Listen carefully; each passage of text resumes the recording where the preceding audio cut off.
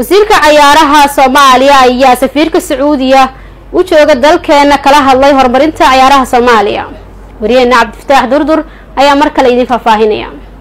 wasiirka dhalinyarada iyo ciyaaraha ee xukuumadda federaalka ee Soomaaliya Maxamed Barre Maxamuud ayaa xafiiskiisa ku qaabilay danjiraha boqortooyada Sacuudi Carabiya u fadhiya dalkeena Ambassador Ahmed bin Mohammed Al Muwallid.